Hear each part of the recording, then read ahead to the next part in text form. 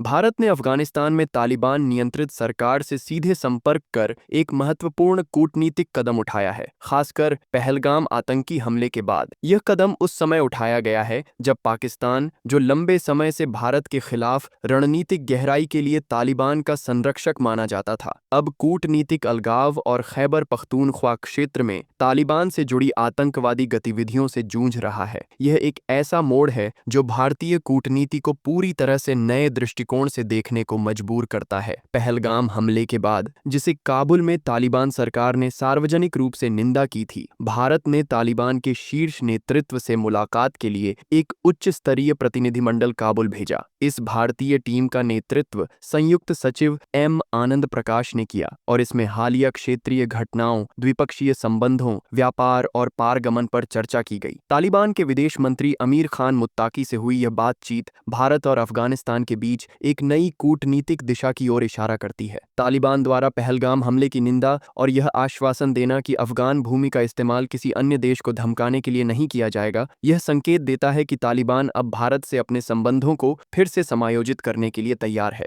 यह एक बड़ा बदलाव है, क्योंकि पहले तालिबान इस्लामाबाद के करीब था और पाकिस्तान के साथ मिलकर भारत के खिलाफ रणनीतियां बनाता था, लेकिन अब यह एक नई तस्वीर बन रही है। तालिबान सरकार के साथ बातचीत इस तथ्य को स्पष्ट रूप से दर्शाती है कि अफगानिस्तान में भारत अपनी खोई हुई प्रभाविता को फिर से प्राप्त करने की कोशिश कर रहा है और पाकिस्तान तथा चीन के बढ़ते प्रभाव को संतुलित करने के लिए यह एक रणनीतिक कदम है। भारत और तालिबान के बीच फिर से कूटनीतिक संपर्क का होना खास तौर पर महत्वपूर्ण है, क्योंकि भारत ने अगस्त 2021 में तालिबान के सत्ता में आने के बाद से काबुल के साथ औपचारिक संबंधों को पूरी तरह से तोड़ दिया था। अब इस रिश्ते में नया मोड़ आया है और भारत ने यह कदम तालिबान के साथ संबंधों को फिर से स्थापित करने के रूप में उठाया है, जो पाकिस्तान के प्रभाव को कमजोर कर सकता है। तालिबान ने भी भारत के साथ राजनीतिक और आर्थिक रिश्ते बढ़ाने की इच्छा जताई है और भारत को एक महत्वपूर्ण क्षेत्रीय साझेदार के रूप में देखा है। हालांकि पाकिस्तान के लिए यह स्थिति बहुत ही कठिन हो गई है। तालिबान से पाकिस्तान का रिश्ता कई कारणों से खराब हो गया है। पहला कारण है अफगान शरणार्थियों का पाकिस्तान से बड़े पैमाने पर निष्कासन। दूसरा कारण है तालिबान पर यह आरोप लगाना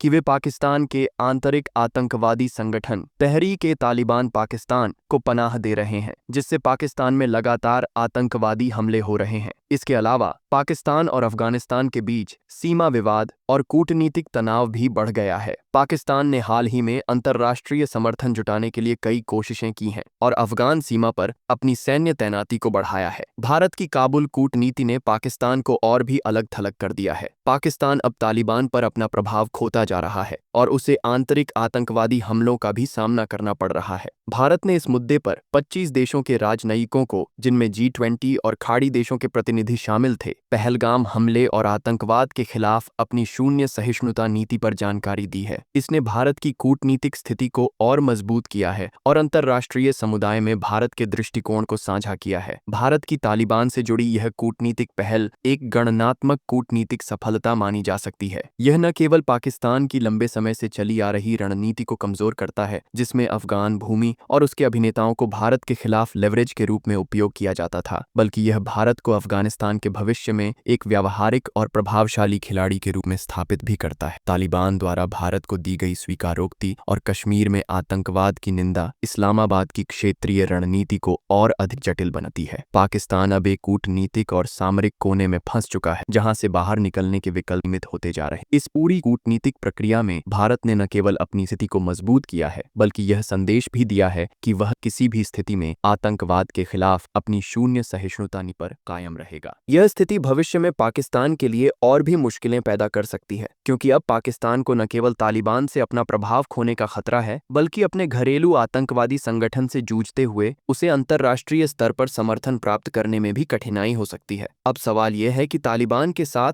इस नई कूटनीतिक सुलह का क्या दीर्घकालिक प्रभाव होगा। क्या भारत अफगानिस्तान में अपनी स्थिति को स्थिर और मजबूत कर सकेगा? क्या पाकिस्तान अपनी पारंपरिक रणनीति में बदलाव लाएगा या फिर तालिबान के खिलाफ अपनी अपनी नीति को और सख्त करेगा? इन सवालों का उत्तर भविष्य में ही मिलेगा, लेकिन इतना तय है कि भारत की काबुल के साथ पुनः संपर्क स्थापित करने की यह पहल न केवल पाकिस्तान के लिए एक झटका है, बल्कि यह अफगानिस्तान में भारत के प्रभाव को फिर से स्थापित करने के लिए एक अहम कदम भी साबित हो सकती है। भारत और तालिबान के बीच कूटनीतिक संबंधों का यह विकास एक ऐसे समय में हो रहा है जब वैश्विक राजनीति में बदलाव आ रहे हैं। चीन की बढ़ती शक्ति, पाकिस्तान का कूटनीतिक संकट और अफगानिस्तान में तालिबान का शासन, इन सभी कारकों ने भारत को एक नई कूटनीतिक राह अपनाने के लिए मजबूर किया है। भारत की यह नई कूटनीतिक दिशा भविष्य में और भी महत्वपूर्ण हो सकती है, क्योंकि अफगानिस्तान का रणनीतिक महत्व न केवल क्षेत्रीय दृष्टिकोण से है, बल्कि वैश्विक राजनीति में भी इसका बड़ा असर हो सकता है।